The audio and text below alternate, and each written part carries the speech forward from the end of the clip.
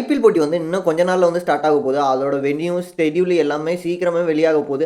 ஏன் வந்து டிலே ஆகுதுன்னா, எலக்ஷன் வரனால அதற்கான டேட் அறிவிச்சதுக்கு அப்புறம் தான் ஐபிஎல்லோட டேட் வந்து அறிவிக்கப்படும்னு சொல்லியிருக்காங்க. அதுக்கு முன்னாடி மத்த டீம்ஸ்லாம் அவங்களோட ஐபிஎல்லுக்கு தயாராகும் விதமா, அவங்களோட ஜெர்சி, லோகோ எல்லாத்தையுமே வந்து வெளியிட்டு வராங்க.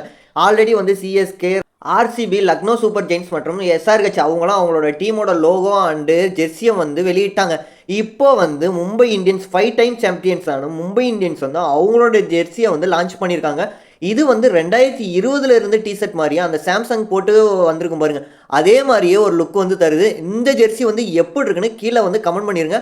இந்த பாண்டியா அண்ட் கோ அவங்களோட டீம் வந்து 6th கப் வந்து அடிச்சு கொடுப்பாங்களா? இவங்களோட டீமே வேற லெவலில் இருக்குது. சூரியகுமார் யாதவ், திலக் வர்மா, ஜஸ்பிரித் பும்ரா, ரோஹித் சர்மா மற்றும் நம்மளோட தலைவர் ஹர்திக் பாண்டியா, ரொமாரியோ சைஃபர்ட்னு ஐயோ இவங்களை அடிச்சுக்கிறதுக்கு வந்து ஆளே இல்லாத மாதிரி தான் இருக்குது. அதனால கண்டிப்பாக 6வது கப் அடிக்கிறதுக்கான எல்லா வாய்ப்புமே இவங்க கிட்ட வந்து ரொம்பவுமே அதிகமாக இருக்குது. அது மட்டும் இல்லாமல் ட்ரெண்ட் போல்ட்டுன்னு ஐயோ இவங்களை அடிச்சுக்க ஆள் இல்லை. கடப்பாராண்டினா இவங்க தானே சும்மாவா சொல்கிறாங்க? ஐயோ நீங்கள் என்ன நினைக்கிறீங்க? இவங்க இந்த தடவை முடிச்சு விட்ருவாங்களா? அதாவது ஸ்டாலின் சொல்கிற மாதிரி முடிச்சிடலாங்கிற மாதிரி முடிச்சிருவாங்களா? என்ன சொல்கிறீங்க? ஒரு காட்டான் ஒருத்தர் இருக்கான் ஹர்திக் பாண்டியா, அவன் என்ன பண்ணுறான் ஏது பண்ணுறான்னு யாருக்குமே தெரிய மாட்டேங்குது. மும்பை இந்தியன்ஸ் வந்து கப் அடிப்பாங்களா இல்லை ஆர்சிபி, சிஎஸ்கே வந்து இவங்களை தடுத்து நிறுத்துவாங்களா? எந்த டீம் வந்து 2026 கப் அடிக்க போகிறாங்கன்னு கமெண்டில் சொல்லுங்கள். அப்படியும் மும்பை இந்தியன்ஸ் பிடிக்கும்னா ப்ளூ கலர் ஹார்ட்டை வந்து தெறிக்க விட்டுருங்க.